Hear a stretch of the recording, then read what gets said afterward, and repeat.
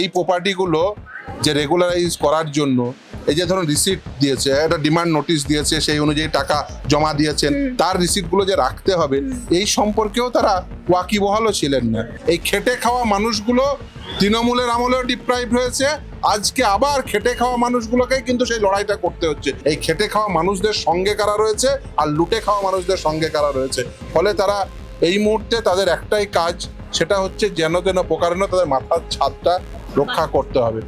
লড়াইটা হচ্ছে ওই লুটে খাওয়া মানুষদের সঙ্গে এই খেটে খাওয়া মানুষদের।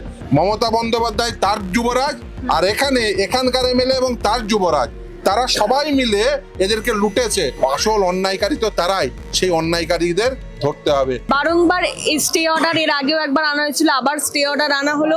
কি বলবেন এই যে তৃণমূলের দুর্নীতি এবং বিজেপি সেই দুর্নীতিকে ভেঙে ফেলতে চাইছে এবং যার ফলে ক্ষতিগ্রস্ত হচ্ছে এই মানুষগুলো? দেখুন, তৃণমূলের দুর্নীতির শিকার এই খেটে খাওয়া মানুষ। এখানে যারা আছে তাদের ফ্ল্যাটের মাপ জানেন কত?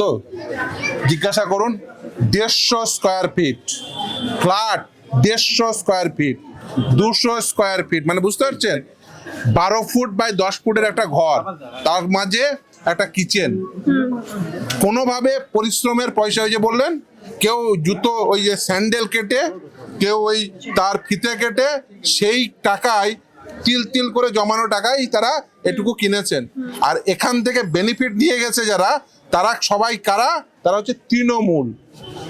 কেউ ওই যে বলছেন মমতা বন্দ্যোপাধ্যায় তার যুবরাজ, আর এখানকার এমএলএ এবং তার যুবরাজ, তারা সবাই মিলে এদেরকে লুটেছে। লড়াইটা হচ্ছে ওই লুটে খাওয়া মানুষদের সঙ্গে এই খেটে খাওয়া মানুষদের। এই খেটে খাওয়া মানুষগুলো তৃণমূলের আমলেও ডিপ্রাইভ হয়েছে, আজকে আবার খেটে খাওয়া মানুষগুলোকেই কিন্তু সেই লড়াইটা করতে হচ্ছে। আজকে কিন্তু মমতা বন্দ্যোপাধ্যায় একসময় বলতেন না যে সংখ্যালঘুদের সঙ্গে তিনি থাকবেন, আজকে মমতা বন্দ্যোপাধ্যায় বাড়ির ভিতরে একবারের জন্য আসেননি, উল্টে তার যুবরাজ এবং এই কসবার যুবরাজ সবাই মিলে বলছে কি যে পারলে ভেঙে দাও। মমতা বন্দ্যোপাধ্যায় তাদের পাশে নেই এখানকার যুবরাজও, না রাজ্যের যুবরাজ রয়েছে না কসবার যুবরাজ রয়েছে, কেউ পাশে নেই। পাশে আছে খেটে খাওয়া মানুষদের পাশে যারা ছিল তারাই আছে এবং ভবিষ্যতেও থাকবে। এই খেটে খাওয়া মানুষগুলো বুঝে গেছেন যে তাদের সঙ্গে প্রবঞ্চনা করেছে তৃণমূল, আর তারা তো জানেন যে বেসিক্যালি এই খেটে খাওয়া মানুষদের সঙ্গে কারা রয়েছে আর লুটে খাওয়া মানুষদের সঙ্গে কারা রয়েছে। ফলে তারা এই মুহূর্তে তাদের একটাই কাজ, সেটা হচ্ছে যেন তেন প্রকারেণ তাদের মাথার ছাদটা রক্ষা করতে হবে। দেখুন, এই মানুষগুলো না ওই আইনি কচকচানি বোঝে না, তারা গিয়ে একটা সারেন্ডার করে দিচ্ছে যে স্যার আমরা কি করে বুঝবো।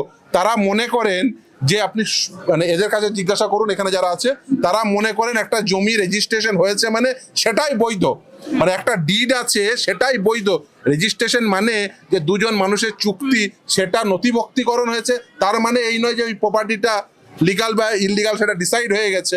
না, স্যাংশন প্ল্যান আছে কি নেই, স্যাংশন প্ল্যান আদৌ যে বিল্ডার সে নিয়েছে কি নেয়নি, মিউটেশন মানে যে মালিকানা তা নয়, কিন্তু এখানকার একজন মানুষ যিনি হয়তো পড়াশোনা করার সুযোগ পাননি, তার এইটা নেই, তিনি মিউটেশনে একটা সরকারি স্ট্যাম্প দেওয়া কাগজ দেখে ভাবছেন যে তার মানে এই তো আমার হয়ে গেল, আমার লিগাল পজিশন হয়ে গেল।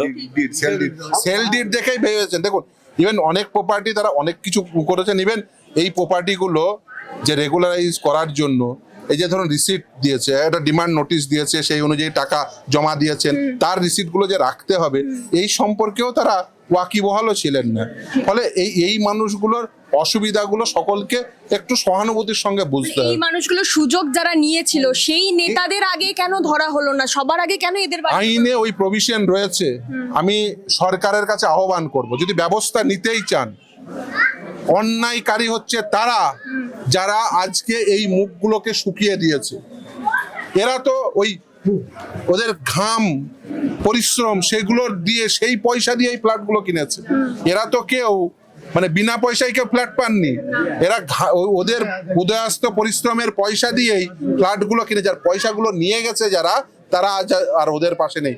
আসল অন্যায়কারী তো তারাই, সেই অন্যায়কারীদের ধরতে হবে এবং এই মানুষগুলোকে কিভাবে সহানুভূতির সাথে তাদের মাথার ছাদ রাখা যায় সেই নিয়ে সকলকেই ভাবনা চিন্তা করতে আহ্বান করব। এরা গরিব মানুষ, এরা খেটে খাওয়া মানুষ।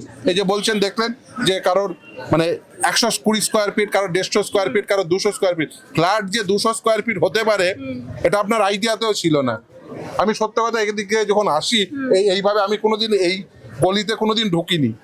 আজকে যখন ঢুকছি তখন দেখছি মানে মানে এই যে ছোট ছোট মানে একটা ঘরে একটা ফ্ল্যাট, তার ওর মধ্যেই কিচেন আছে, ওর মধ্যেই টয়লেট আছে বা নেই, কেউ হয়তো কমন টয়লেট, কোনো একটা বাড়িতে হয়তো কমন টয়লেটও ব্যবহার করে, এরকম অনেক বাড়ি আছে।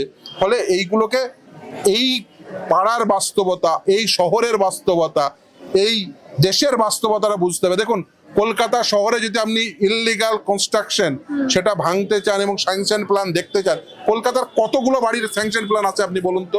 গোটা কলকাতা শহরে আপনি দেখবেন হয়তো বা মোর দেন 50% বাড়িরই স্যাংশন প্ল্যান নেই। তাহলে কি গোটা শহর তাবাহ করে দেওয়া হবে?